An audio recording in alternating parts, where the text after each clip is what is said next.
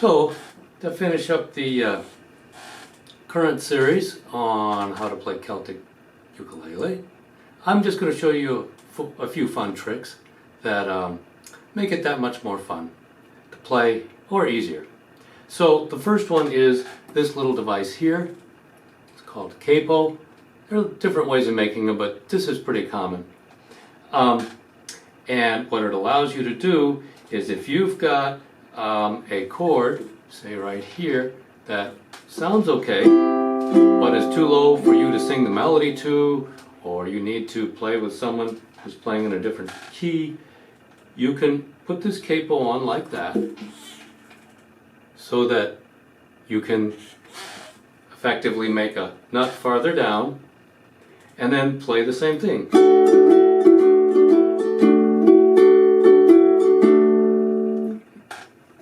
Instead of a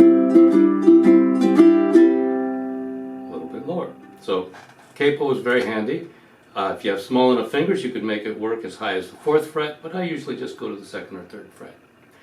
And then you just play the chord shapes that you're used to playing, but you will be playing them a note higher in the case of 2 frets, or a note and a half higher in the case of 3 frets. Another thing I'll mention is that you might have noticed that on this ukulele, and it can be done on a conventionally tuned ukulele also, I've got a full thickness string that is a lower G than the one you usually hear, like this. Right here, see, I've got the octave of that. And that is just a low or non-reentrant string, which gives you greater range. And it does diminish the sort of banjo-y sound that you hear with that high string ringing like that. And if that's what you like about ukulele, then you wouldn't want to do that.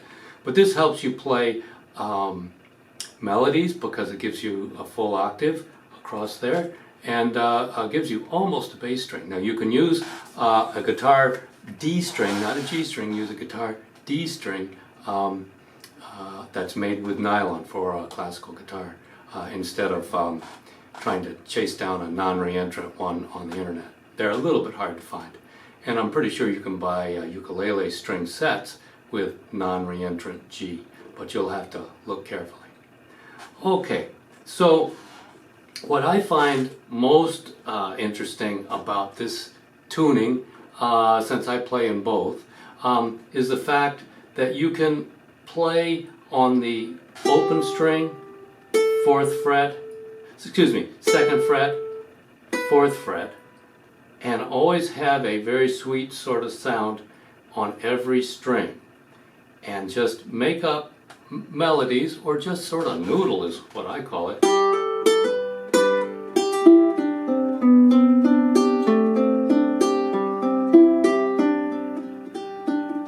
So I'm just holding on a G string now and making up some noodly stuff.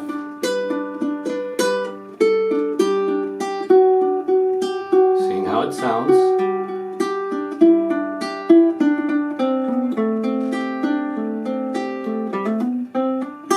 This is not a melody I know or I've ever heard. You'll never hear it again. And it's just fun to make up your own sort of tunes and know that they're going to sound the way you want them to sound, if you want that sweet sort of sound. Now, if instead of playing on the 4th fret, you play on the 3rd fret, you get some funky, spicy sound. So again, making a G, and then substituting the 3rd fret for the 4th fret. Don't play 4th fret or it'll sound corny. Then you can get a funky sound.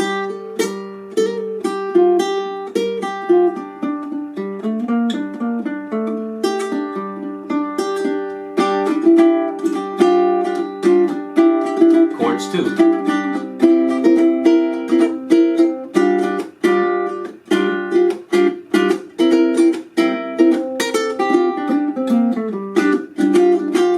Hear that 3rd fret?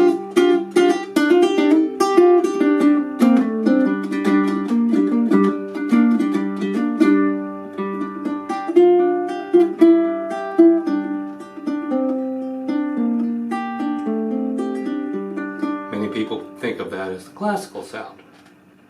All right, so that G chord that we played is actually just a 2-note chord. Heavy metal musicians call it a power chord, and I guess everyone now uses that term because it can go both ways with this particular set of 2 notes, the 1 and the 5. But you can take advantage of this and play songs in a minor key quite easily. For example, Drunken Sailor. What shall we do with a drunken sailor? What shall we do with a drunken sailor? What shall we do with a drunken sailor? Early in the morning. Or Chain of Fools. Chain, chain, chain. Chain of Fools. Okay, an Aretha Franklin song. Or a rock that happens to be in a minor key.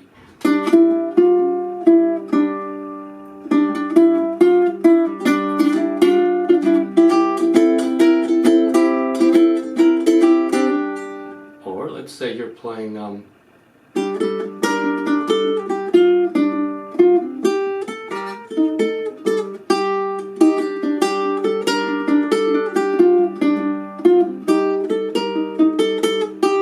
that? Rihanna.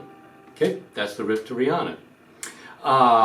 And you could play rock songs or a novelty song like Love Potion number 9. I took my troubles down to Madame Rue. You know the gypsy with the gold cap too. Let her a pad down 34th and Vine, selling little bottles of Love Potion number 9. And here's an example of how you might want to use the capo to raise that pitch up 1 note, so that I don't have to sing so low. I took my troubles down to Madame Rue. Old gypsy with the gold cap too. She's got a pad down on 34th and Vine, selling little bottles of Love Potion number 9. So, a couple things that you can do to enjoy your Celtic-Tuned ukulele in the special way that it can be used because of the traditional tuning. Thanks.